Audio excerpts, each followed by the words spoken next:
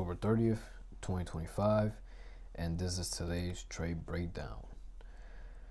Right, so once again, I wasn't able to be on the computer to physically record myself on the screen right here on the bottom physically, but I managed to record the screen during the trade while I was, in the trade, and as it was playing out. And I'm just gonna play the video, play the recording back. I also put it in fast speed, so I'm just gonna play the recording back and we're just gonna break down what happened. So right off the back, right here you can see it's a little downtrend. Right, this is Nasdaq on the 5-minute.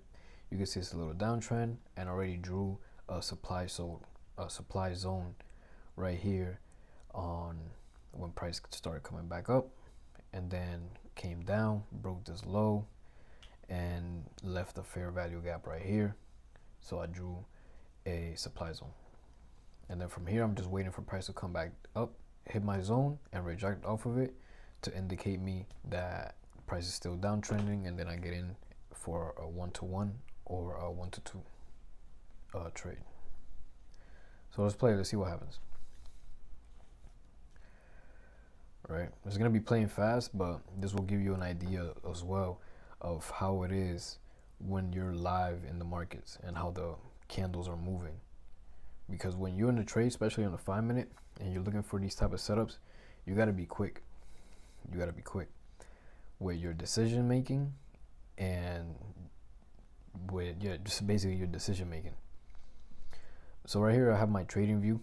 On this side, this is my MetaTrader 4 where I'll be taking the trade, and then right here the small screen is my trading view. Right here on my trading view I have my my indicators, and you can see I also have the alert set up right here with this line, and it has the alert. So once price comes and touches the zone, this is the 15-minute zone, by the way. That's why I highlighted the whole consolidation or mini pullback right here. Once price comes back, it's gonna notify me on my phone. I'm gonna look to my computer, and then I'm gonna adjust my lot size to get in the trade. Unless price continue or breaks the zone, then that means the trade is invalid and we're not getting in. But for now, we're just waiting to see what price does, if it's gonna come back, fill in the gap, and touch our zone. So then we could see if price is gonna reject, so then we could catch a sell and make some money. But so right here, price is already back, touched our zone, my alert went off, and from here I was just waiting for price to reject off the zone and give me a breaker candle so I could get in the trade for sales. As you can see right here, I'm already putting my risk to reward. So right here, price broke the zone, I eliminated the zone, and then I had this other zone right here marked up, this other supply zone that's above it, and then there's another one up here and another one up here where there's also gaps, and price never pulled back to fill in those fair value gaps. And right here I'm just waiting, price ended up breaking the other zone as well, so I deleted that one, drew the other one. And right here you can see also prices, oh damn, I took it off. I was gonna say right here, this third zone, price broke through the first zone, broke through the second zone, right, the second supply zone, because all three of those zones, all two of those zones had gaps and breaker structures, right? And then this third zone also has a gap right here, you can barely see it, and a breaker structure because it broke this little tiny low right here. And 3 MAs are above, so it just makes it valid.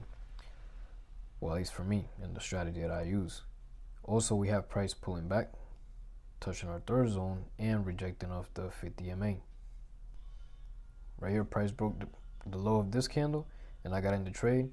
I set my stop loss. To the top of the wick of the rejection candle that rejected off the zone of the 50 MA, and then I set my levels right here. My first target 1-to-1, and then my second target 1-to-2. And I'm already in the trade, as you can see over here on the MetaTrader screen. I already set my stop loss, and right here I'm just setting up my take profit levels.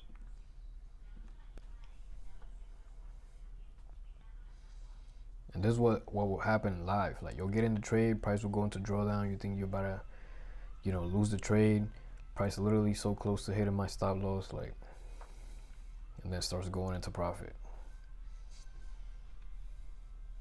So right here, I moved my stop loss lower. This is my stop loss alert. So I moved it lower just in case price broke that candle high. Then I'll be getting notified that price is back into drawdown and near my stop loss. So like that, I can either close the trade earlier or just see if I'm still gonna hold the trade and just wait it out to see if it goes back into profit. But right here, price is already going to profit. Bomb, 1-to-1 got hit, our first target. And then right here, I already closed out partials. Already closed out half the trade. Because right here, let's go back real quick. So right here, I was up roughly around 200 and something, almost $300. I closed out half the trade. And then price was just rejecting right here at our 1-to-1 area. And then I was just thinking, right here, I also moved my stop loss. So you can see I moved my stop loss to break even. So once our 1-to-1 got hit, our first target, I closed out half the trade. This is the same thing. It's gonna be the same breakdown as every other video that I do. The same strategy, the same thing, rinse and repeat. It's gonna be the same thing. So 1-to-1 got hit. I closed out half the trade, and then I moved my stop loss to break even. The same thing I've been saying in all the videos, right? And that's literally what happened. Boom. Move my stop loss to break even, close out half the trade. And I'm just waiting for price to hit my 1-to-2.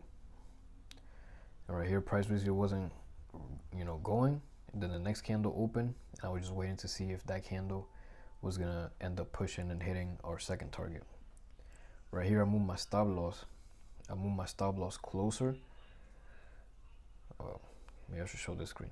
I moved my stop loss closer from break even, closer into take profit 1. So like that, if price decides to push back, I at least secure a good amount of my profits, right? Because I'd rather secure a good amount of my profits if price decides to pull back than having price pull all the way back, take all the profits I made and close me out at break even, and therefore I close out with 0 profits when I'm already in profit. Right, I'm already in profit, so I might as well secure a majority of it. And if price starts rejecting and pulling back, then I'm out the trade. I'm satisfied with my 1-to-1 for the day. I made some money, and yeah. Let's see what happens next. So right here, I'm just waiting. Prices started, bouncing, doing its thing. It's not really going anywhere. Then the next candle opened and price started pushing up. So I moved my stop loss closer. And then right here, I'm like, you know what? I'm out. So once price hit that red line,